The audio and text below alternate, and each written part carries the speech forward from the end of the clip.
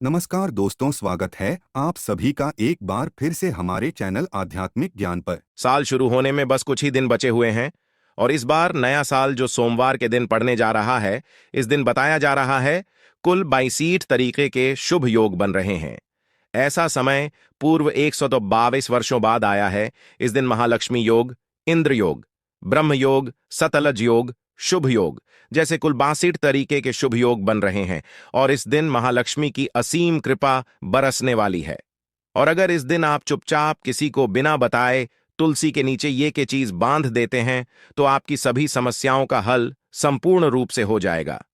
इसलिए इस दिन तुलसी से जुड़ा यह अचूक उपाय आपकी हर परेशानी को हल कर देगा, चाहे वह धन को लेकर हो या सेहत या संतान की हासिल को लेकर।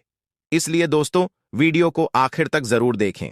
और दोस्तों, अगर आप भी अपने जीवन में भगवान श्री हरि विष्णु की कृपा पाना चाहते हैं तो इस वीडियो को लाइक करके कमेंट में जय श्री हरि जय मां लक्ष्मी लिखना ना भूले। जय मां लक्ष्मी। आपके इस वीडियो को जो भी और चैनल को सब्सक्राइब करें उसके जीवन में कभी भी धन की कमी ना होने देना। दोस्तों, भारतवर्ष में ही नहीं, संसार के लगभग अधिकांश देशों में तुलसी को पवित्रता की दृष्टि से देखा जाता है। अनेक औषधीय गुणों से भरपूर तुलसी का धार्मिक महत्व भी है। अनेक धार्मिक अनुष्ठानों और तांत्रिक उपाय में इसका उपयोग होता है। पुराणों में तुलसी को भगवान विष्णु की पत्नी होने का गौरव मिला है। इसी कारण तुलसी जगत जननी भी है। परमात्मा के अनेक दुर्लभ दानों में परिणित तुलसी के को अमृत का प्रतिरूप भी कहा गया है। जहां तुलसी का पौधा लगा होता है वहां ब्रह्मा, विष्णु, शंकर यानी त्रिदेव का निवास होता है। और तुलसी की पूजा करने से महापातक भी उसी तरह नष्ट हो जाते हैं जैसे सूर्य के उदय होने पर अंधकार नष्ट हो जाता है। भगवान विष्णु की पूजा और प्रसाद में तुलसी का पत्ता होना सबसे जरूरी समझा जाता है, क्योंकि इसके बिना पूजा पूर्ण मानी जाती है। इन्हीं कारणों से सभी हिंदू परिवारों में तुलसी का तुलसी का पौधा तो प्रत्येक हिंदू घर में होता है। परंतु बहुत कम लोग तुलसी के संबंध में शास्त्रों में बताए गए महत्वपूर्ण नियम नहीं जानते हैं।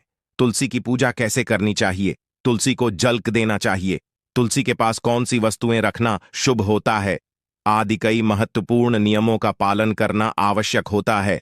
इसके अलावा अगर आप तुलसी के नीचे यह एक चीज बांध देते हैं तो आपको मां तुलसी का ढेर सारा आशीर्वाद मिलता है और आपके घर में लक्ष्मी का सदैव ही निवास रहता है। दोस्तों, तुलसी का पौधा घर में होना परिवार के प्रत्येक सदस्य के लिए लाभकारी होता है। यह पौधा हर तरह से उपयोगी होता है। पुराणों के अनुसार तुलसी में देवी लक्ष्मी का वास होता है और नियमित रूप से इस पौधे की पूजा करने से लाभ भी जरूर मिलता है।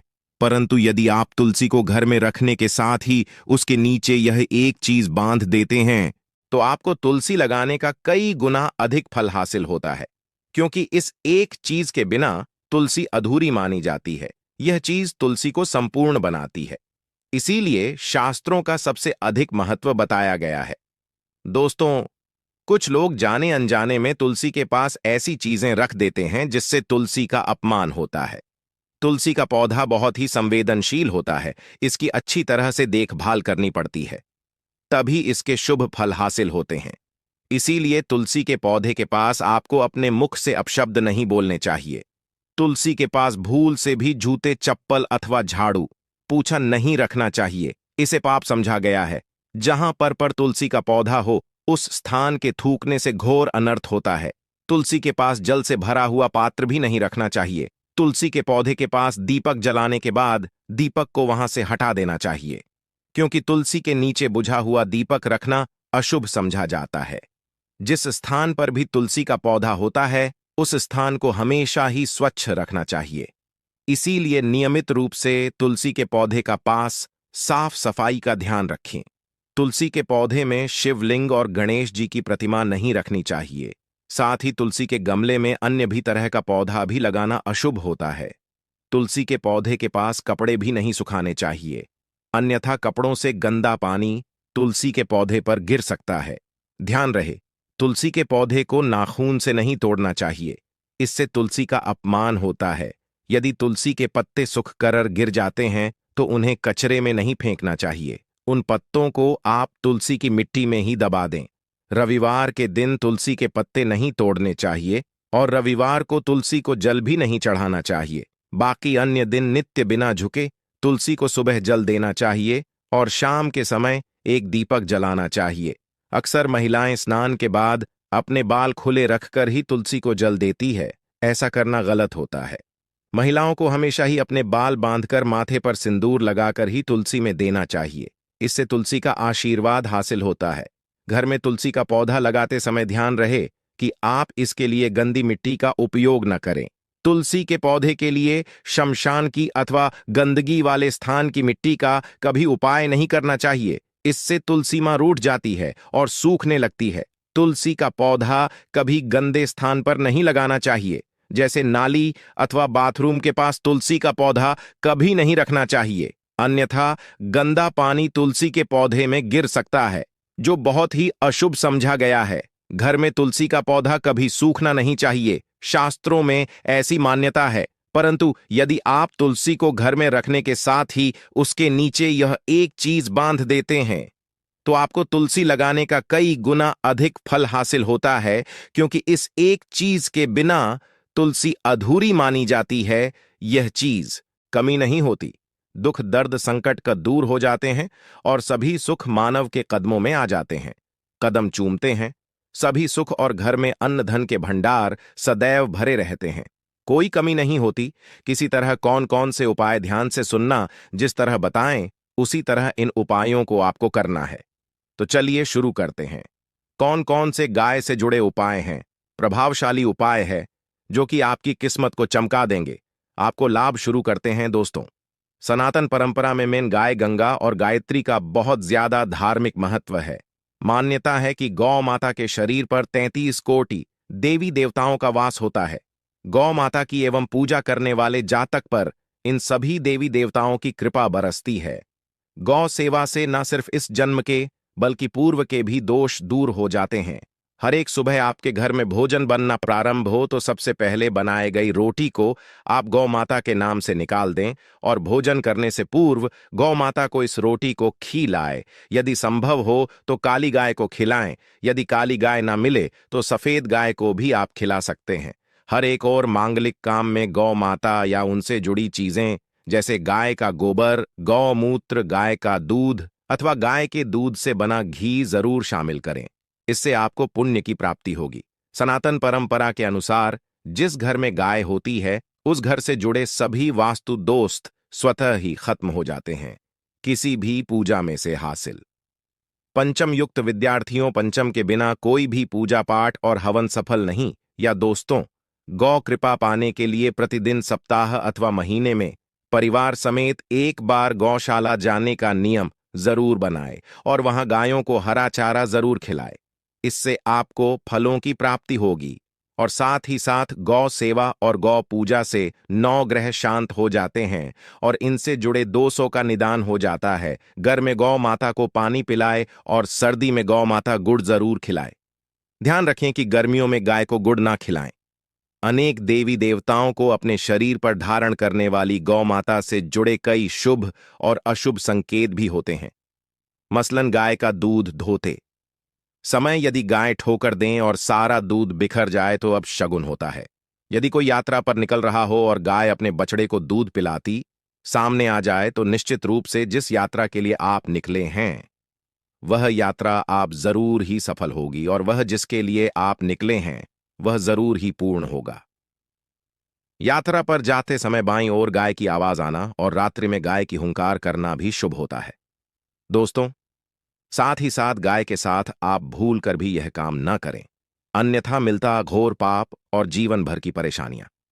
जी हां दोस्तों, गाय को राष्ट्रीय पशु बनाए जाने और इन्हें मौलिक अधिकार दिए जाने की बात हो रही है तो सवाल उठता है, गाय संस्कृत का अहम हिस्सा है, तब भी गाय के साथ लोग खराब व्यवहार कैसे कर लेते हैं। गाय दर दर भटकती रहती है, भरपेट इन्हें चारा तक लोग नहीं देते। गाय जब तक दूध देती रहती है तो उनकी सेवा होती है और जैसे ही दूध देना बंद कर देती है तो लोग इन्हें उनकी पर छोड़ देते हैं, सड़कों पर और गलियों में भटकने के लिए। ऐसे में गोवंश जीवों को कोई डंडे मारता है तो कोई उन पर पानी डाल देता है, कभी वाहनों से कर लग जाती है तो कभी बीमार होकर बेचारी यह गाय दम तोड़ देती है।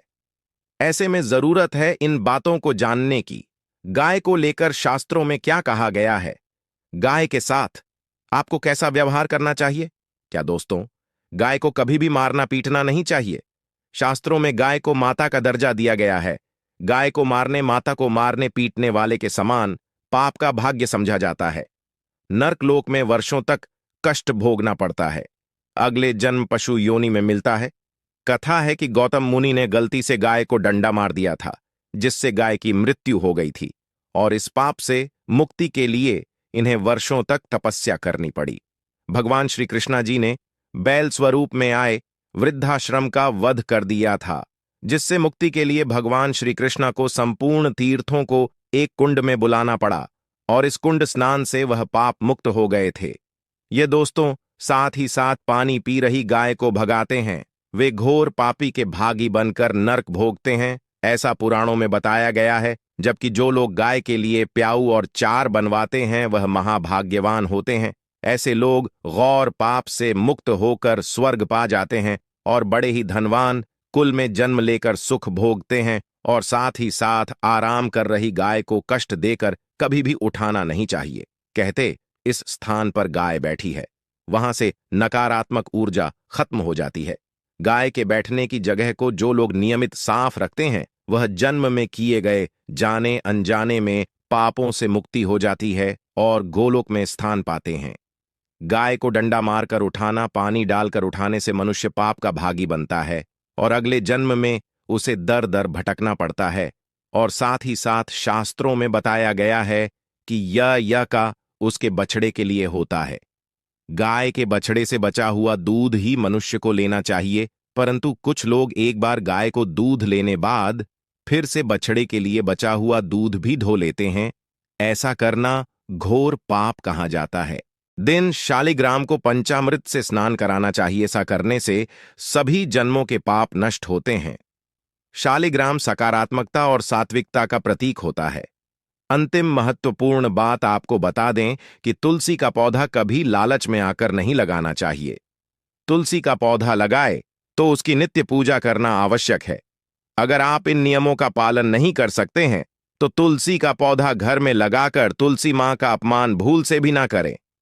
इससे आपको विपरीत परिणाम भोगने पड़ सकते हैं। तो दोस्तों, इस तरह से आप भी तुलसी के गमले में यह चीजें जरूर और सच श्रद्धा से तुलसी के पौधे की देखभाल करें। मां लक्ष्मी आपके जीवन में खुशियां और धन संपत्ति लेकर आएंगी। उम्मीद है आपको यह जानकारी अच्छी लगी होगी। वीडियो को लाइक जरूर करें, कमेंट में जय मां लक्ष्मी और जय मां तुलसी जरूर लिखें। साथ ही चैनल को सब्सक्राइब करें और इस वीडियो को अपने दोस्तों के साथ शेयर जरूर करें। मिलते हैं अगले वीडियो में। आप सभी का धन्यवाद।